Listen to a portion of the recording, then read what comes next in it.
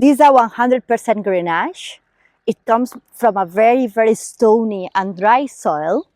The first time I tasted this grape, I thought this grape has identity, because at 800 of altitude, it had a freshness pretty unique. So I decided to make this wine aged partially in amphora that keeps these, let's say, balsamic notes, and also has a partially aged in concrete and granite egg. The concrete opens up the fruit a little bit, and the granite egg keeps the acidity. For me, it's a wine that has a lot of aging potential. It's a wine really with a lot of personality, identity. Talks about this soil, but talks about this mountain as well.